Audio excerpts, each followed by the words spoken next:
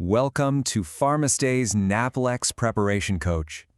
Before we begin, take a slow breath in and gently breathe out.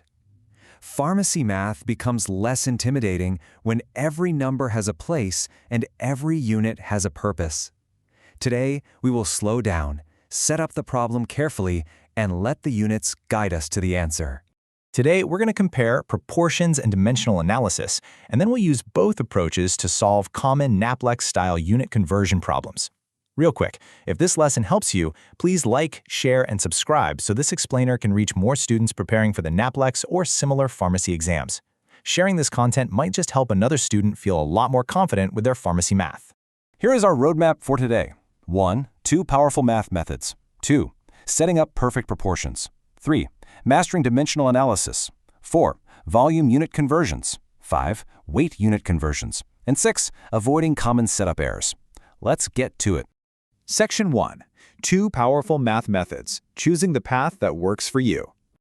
Okay, let's dive into this first section and look at the two primary tools pharmacists routinely use to ensure calculation accuracy, both on the job and on the exam. On one side, we have proportions, where you simply set two fractions equal to each other to solve for an unknown x. On the other side, there's dimensional analysis, where you multiply sequential fractions to efficiently cancel out unwanted units. Now, the true beauty here is that both of these methods provide the exact same safe patient answer when performed correctly. So your goal isn't to force yourself to master one over the other, but really to pick the framework that feels the most intuitive for your brain and stick with it.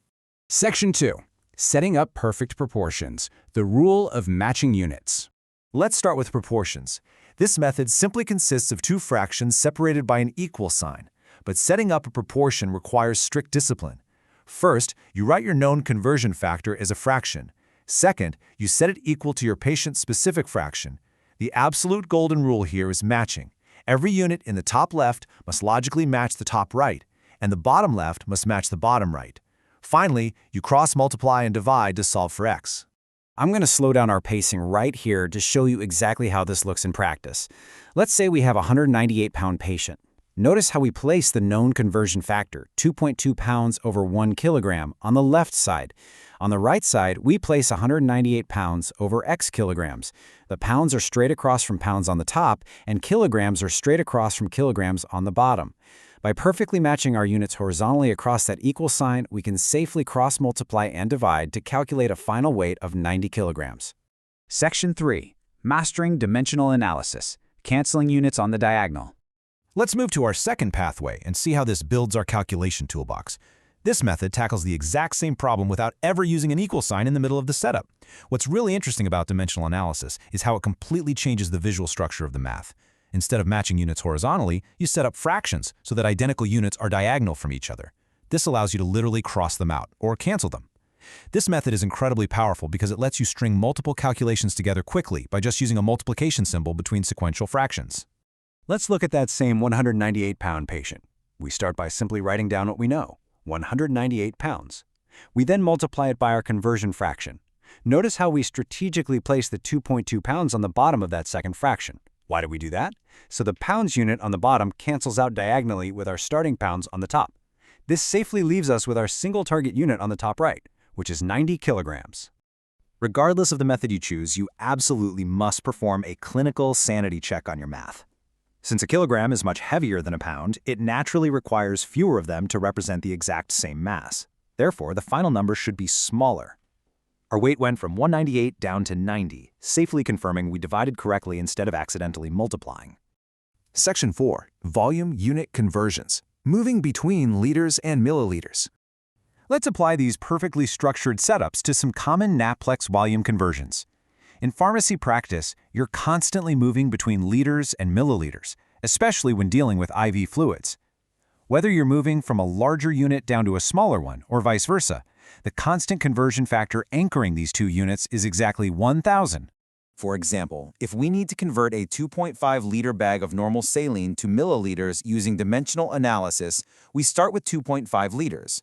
We then multiply by our conversion factor, making sure to place 1 liter on the bottom. The liters cancel out diagonally, safely leaving us with 1,000 milliliters on the top. We multiply across, resulting in 2,500 milliliters.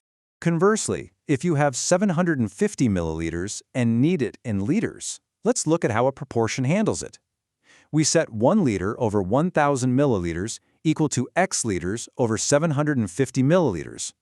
Notice the perfect horizontal matching here. Liters on top, milliliters on the bottom. Solving this proper proportion shows us dividing by 1,000 to accurately derive 0.75 liters. Section 5. Weight unit conversions. Climbing up and down the ladder. Next, we're going to conquer weight unit conversions. Now, these are notorious for requiring multiple sequential steps. We move from kilograms, down to grams, to milligrams, to micrograms, and finally down to nanograms. The absolutely crucial point here is that each step down this ladder represents a conversion factor of exactly 1,000. Remembering this clean, consistent progression prevents you from getting lost in the middle of a complex dosing question. Let's really push this to the extreme. If a tricky exam scenario asks how many nanograms are in 3 kilograms, this brilliantly illustrates where dimensional analysis truly shines. You start with 3 kilograms and you literally set up 4 sequential fractions. By placing the larger unit on the bottom of every subsequent fraction, you cleanly cross out every single intermediate unit diagonally, kilograms, grams, milligrams, micrograms, to arrive at 3 trillion nanograms without ever losing your place. It's like a perfectly falling row of dominoes. And you know the logic works flawlessly in reverse too. Moving from much smaller to larger units, like turning 25 million nanograms into grams, we just start with nanograms. We place the 1,000 on the bottom of each subsequent fraction. By doing this, we systematically divide our way up the ladder, canceling units diagonally, to safely and accurately reach 0.025 grams. Section 6. Avoiding common setup errors. Protecting your calculations. To wrap up our lesson today, let's focus on the most common pitfall that causes students to lose points on exam day. When using proportions in a high-stakes scenario, the pressure can cause you to rush.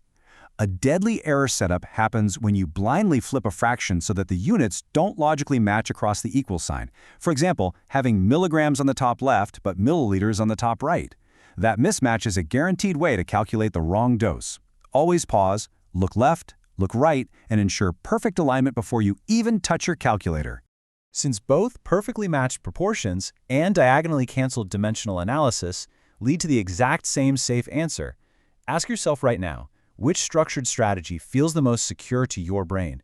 There is no wrong choice between the two. Pick the one that makes sense to you, practice it until it's second nature, and confidently stick with it on test day.